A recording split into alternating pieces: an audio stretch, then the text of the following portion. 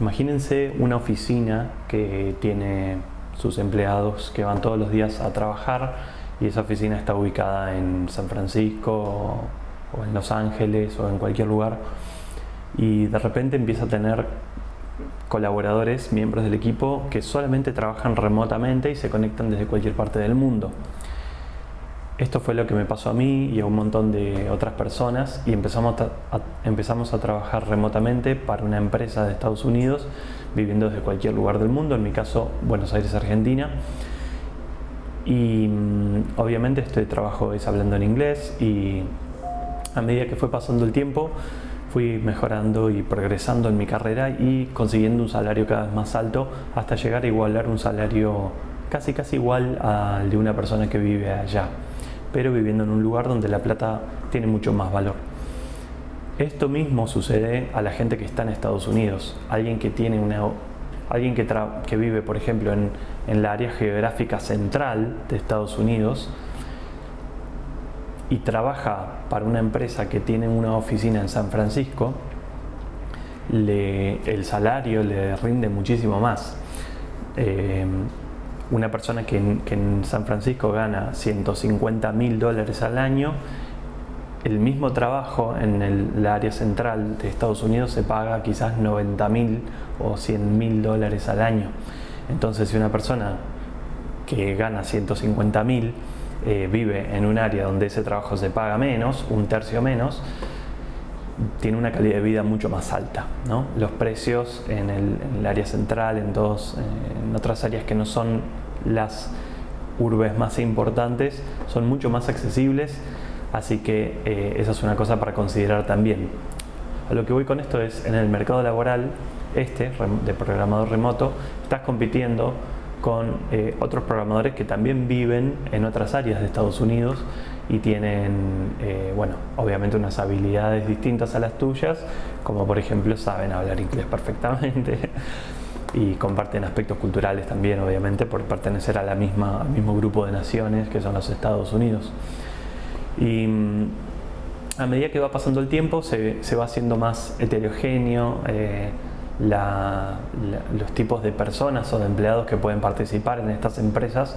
A una empresa de San Francisco no le hace diferencia por ahí tener un empleado que es hindú, que vino de India y ahora vive en San Francisco, que tener uno remoto que directamente trabaje desde India, si es que compatibiliza culturalmente. A medida que sigue avanzando eso, eso es el estado actual de las cosas, digamos, ¿no? Siempre y cuando vos te sepas vender, te sepas posicionar, puedes conseguir un trabajo remoto en estas condiciones, digamos, y pelear por un buen salario competitivo en el orden de los empleados, lo que ganan los empleados allá, y no competitivo en el orden de lo que ganan los empleados en tu país. Es decir, ganar como si vivieras allá. Una de las cosas de las que siempre estuve seguro es que esto no va a durar para siempre, porque no es... A ver, las cosas geopolíticas impactan el trabajo del día a día de una manera que no te las podrías imaginar. Por ejemplo, todos pensábamos que el mundo iba a seguir igual, más o menos para siempre, y llegó el COVID para cambiar todo y decir no, le pegó una patada al tablero y hay que reacomodar las fichas, ¿cierto? Bien, cosas que podrían eliminar el trabajo remoto de un día para el otro son si Rusia le declara la guerra a Estados Unidos o Estados Unidos le declara una guerra a China. Potencialmente uno de los riesgos que existe en Internet es que empiecen a restringir geográficamente Internet, y por ejemplo, así como China tiene su propia Internet para los chinos, eventualmente Estados Unidos podría restringir y decir no, ahora la Internet que usan los norteamericanos es solamente para ellos, para los norteamericanos, y si eso sucediera, acceder al mercado laboral de ahí sería imposible. Hay otra cosa que hace que la Internet, que es gracias a que la Internet todavía es pública y libre de acceso, es que uno accede a las tecnologías inventadas en otras culturas y en otros países.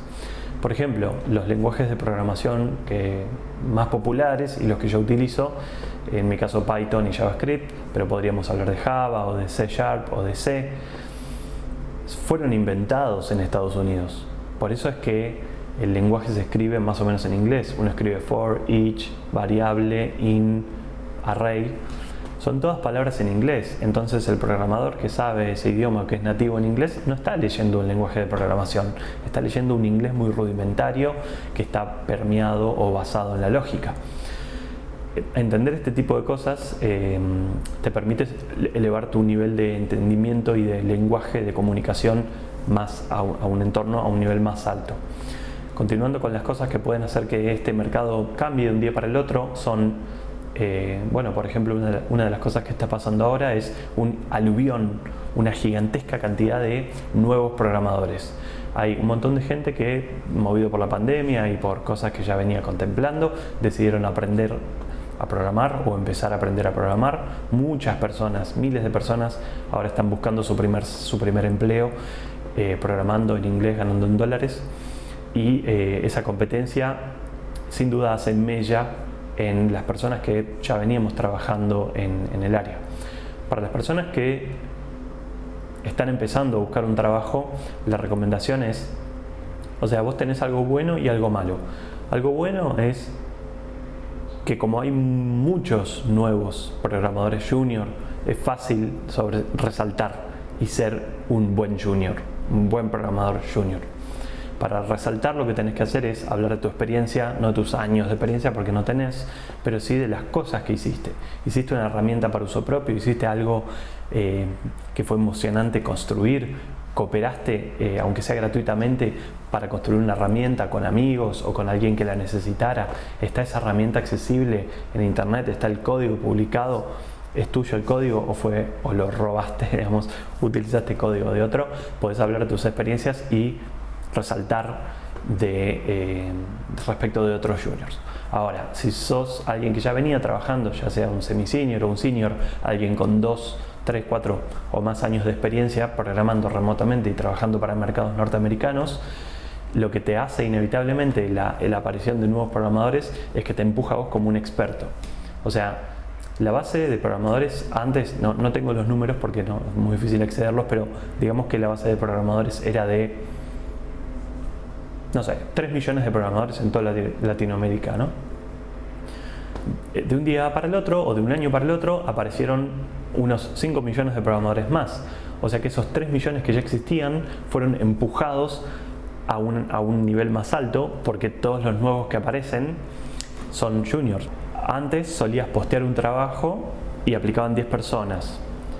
2 eran programadores senior, 5 eran programadores semi-senior y 3 eran programadores junior. Lo que sucede ahora es, vos publicás un trabajo y aplican 50 personas. 2 son programadores senior, 5 son programadores semi-senior y 43 personas son programadores junior. ¿Eso qué hace? Eleva a los semi-senior y a los senior a un nuevo nivel de seniority o de experiencia, en donde podés empezar a pedir mejor salario directamente simplemente por haber estado en el juego antes. Ahora, ¿hay esperanza para los 43 programadores junior que estaban ahí? Bueno, sí, lo que va a empezar a ocurrir a partir de ahora es esos 43 se van a empezar a especializar. ¿Cómo? Cada uno de esos vino con una experiencia previa. Por ejemplo, un junior solía ser contador, otro junior solía ser abogado, otro junior solía ser constructor. Entonces ese junior tiene más chances de conseguir un trabajo en startups o en empresas que se dedican a hacer software para la construcción. Otro, el que era abogado, tiene chances de conseguir trabajo en una empresa que hace software para abogacía o que tenga procesos similares. Entonces cada programador se va ajustando un nicho y se va convirtiendo en un programador con experiencia se empiezan a abrir nuevos nichos, nuevos perfiles, y esto no significa que empiecen a haber búsquedas específicas, como por ejemplo se buscan programadores con experiencia en pintura o en arte.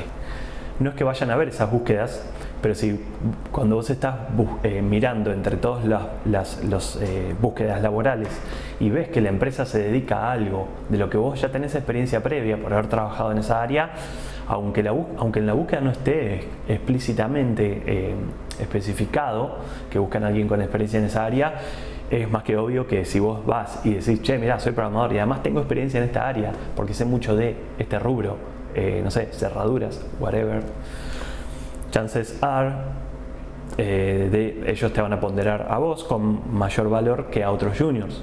Entonces empieza esto de la especialización.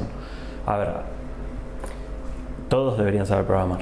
Así que con el paso del tiempo, cuando eso vaya sucediendo y la gente empieza a entender la lógica de la computadora, esta especialización es una cosa natural que ocurre con la programación, así como ocurrió con el lenguaje. Todos sabemos hablar, pero hay gente que sabe hablar que es pintor y hay gente que sabe hablar que es abogado. Y las búsquedas laborales no es tipo, necesitamos gente que sepa hablar. Aunque bueno, podría llegar a suceder, ¿no? Lo mismo excuse me.